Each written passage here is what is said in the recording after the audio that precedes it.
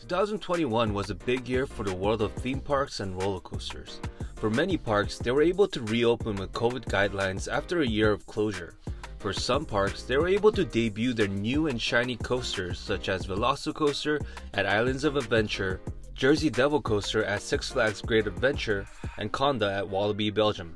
And as for me, 2021 was the year I became an enthusiast and started my YouTube channel. As the new year approaches, I wrote a list of theme parks and roller coasters that I hope to ride in 2022.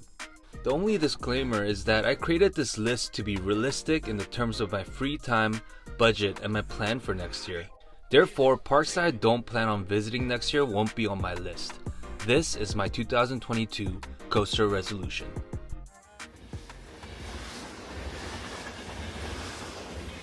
The first park I plan on visiting this year is Six Flags Discovery Kingdom in Vallejo, California. It's about an hour drive north of San Francisco, which means it's about a 6 to 7 hour drive from where I am. Still, Discovery Kingdom is well liked around the coaster community for their solid coaster lineup and their additional zoo that they have. Now to get the list started, we have number 1, the Joker.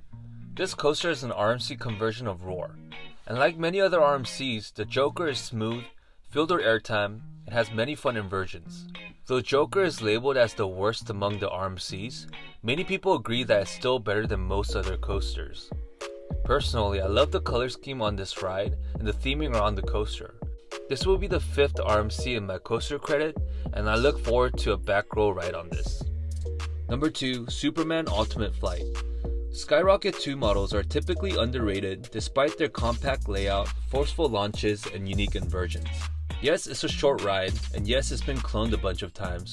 However, people generally like this ride for its ability to pack a punch on a small footprint. Superman Ultimate Flight also features a lap bar instead of the comfort collars that a lot of the premier trains have. I can't wait for the back and forth launches on this and the hang time roll at the highest point of the ride. Number 3, Medusa. Personally, I'm not a fan of floorless B&M coasters since the one at my home park, Scream, isn't that good. However, I am willing to try Medusa since many enthusiasts rank this as top 3 on their floorless coaster list. The first drop is straight compared to the traditional turn drop on other floorless coasters. People claim that it runs pretty smoothly and has a bunch of forceful inversions. My last ride on Scream left a bad taste in my mouth for B&M floorless coasters, but I hope Medusa can be the perfect palate cleanser that I need. Now that we visited our neighbors up north, it's time to head south and stop by San Diego. I personally love it there and I would go visit at least 2 or 3 times each year. However, I haven't been to SeaWorld San Diego since I was in middle school. Since then, they added several new attractions that shifts the focus from animal entertainment to thrill rides. 2 of my 15 coaster resolution comes from SeaWorld San Diego. Number 4, Emporer. Emporer is a brand new roller coaster set to open in March of 2022. It's considered to be the first official dive coaster in the western region since hang time at Knott's Berry Farm is considered to be not a true dive coaster. Regardless, it will be the first of its type in the western region of the United States. Emporer differs from other sister dive coasters such as Valraven, Shikra, and Griffin because it has a smaller drop and a more compact layout. Its small and compact nature can be a huge plus since it means the coaster can take tighter turns and maneuvers. I think it will be a perfect fit for the park.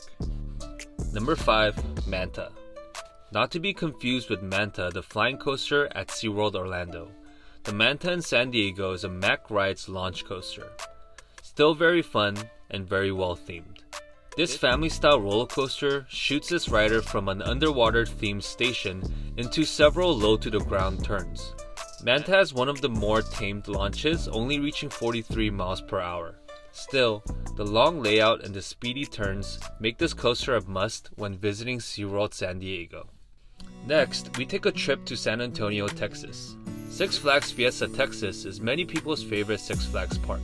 People constantly applaud the park's beauty and theming. Starting from the massive quarry wall to their amazing coaster lineup, you really can't go wrong with this park. A couple months ago, I visited Dallas and the Six Flags park there, Six Flags Over Texas. We had such a great time there, and I believe my trip to San Antonio will be the same.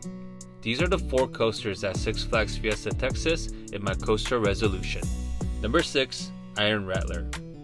This is the second RMC on my list and is considered a top tier RMC. Iron Rattler gracefully maneuvers in and out of the quarry wall, not once, not twice, but 3 times.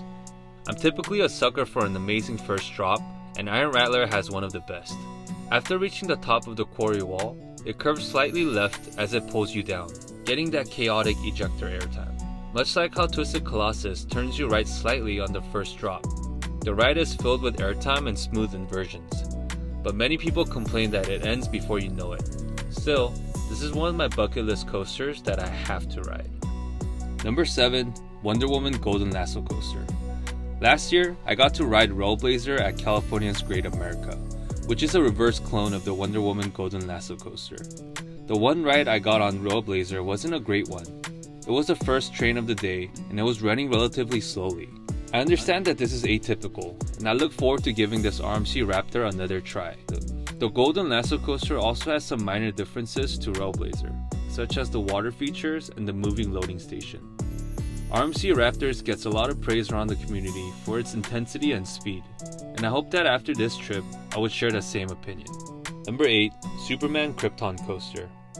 Another floorless B&M, but this coaster is undisputedly recognized as the best one. Much like Iron Rattler, Superman uses the quarry wall to its advantage, especially the drop down from the wall after the mid-course helix. Based on the POV, Superman looks like a solid coaster with a lot of forceful inversions and a graceful layout. And lastly, that awesome Superman statue on top of the loop really makes me miss the statue on the Superman ride at Six Flags Magic Mountain. Number 9. Dr. Diabolical's Cliffhanger. B&M makes a grand return to the Six Flags chain with this unique dive coaster. Much like Emperor at SeaWorld, Dr. Diabolical's Cliffhanger is another compact dive coaster that stands at about 150 feet. It claims to have the world's steepest drop on a B&M dive coaster, going beyond 90 degrees. It has an in moment right after the first drop and a couple of tight turns. And don't forget the Extreme Airtime Hill towards the end of the ride. All jokes aside, this coaster looks like a lot of fun, and I, like many others, love the steampunk theming. My last big trip of 2022 will be to the coaster capital of the world, Cedar Point. If you love roller coasters, this place should be on your bucket list. It's not the easiest place to get to, since it's on the northernmost point of Ohio between Toledo and Cleveland. However, if you manage to get there, you'll be greeted by Cedar Point's amazing collection of rides and roller coasters. And there are 5 that I need to ride when I get there. Starting with number 10, Gatekeeper. I briefly mentioned in my top 10 video that X-Flight at Six Flags Great America was my 9th favorite coaster. I really fell in love with the graceful feeling of flying while being cradled, almost like a stork delivering a baby. Gatekeeper is 50 feet taller, 12 miles per hour faster, and 1,100 more feet of track than X-Flight. It has an out and back layout right on top of the park's entrance, hence its name. Overall, Gatekeeper doesn't attract too much hype around the community. However, this is one of my most anticipated rides at Cedar Point. Number 11, Top Thrill Dragster. At its opening, Top Thrill Dragster was the fastest and the tallest complete circuit coaster, reaching the speed of 120 miles per hour and the height of 420 feet. With only its lap bar and a powerful hydraulic launch, Top Thrill is one of the best launch coasters ever. The only downside is that, more often than not, this coaster will be down. Sometimes it's the launch system, and sometimes it's the weather. Most recently, a small metal object broke off the structure and injured a woman, causing the ride to close for the remainder of 2022. Regardless, when this coaster is operating, it's one of the best in the world. Number 12, Millenium Force. The year 2000. It was the start of a new millennium, and Cedar Point wanted to do something special. They reached out to one of the most innovative manufacturing company, Intamin, to build a record-breaking coaster. Millenium Force became the first giga-coaster in the world, reaching a sweeping height of 310 feet. They also gave this coaster a cable lift hill rather than a traditional chain lift. This meant that the riders reached the top much faster and with a lot of momentum, making the first drop arguably the greatest of all time. It also takes advantage of its high speed and intensity by utilizing swooping overbank turns and staying low to the ground for the most part of the ride. Millenium Force is beloved in the coaster community, and after 21 years of operation, is still a world-class coaster. Number 13, Maverick. 3 Intamins in a row, and another fantastic ride. The word to describe Maverick is untraditional. It starts with an LSM launched lift hill that quickly ascends its riders. Then the momentum is carried all the way through the first drop, which happens to be beyond vertical. After the intense ejector error on the first drop, riders quickly zoom through a couple of tight turns, then to the infamous Stangle Loop. Then the coaster reaches an indoor section that houses a powerful second launch for the rest of the layout. This compact coaster is probably the second best in the park depending on who you ask, and this is probably the first coaster that I will run to. Number 14, Steel Vengeance. My number 1 bucket list coaster and the king of all RMCs. This world-class coaster has so much hype surrounding it, and it truly deserves it.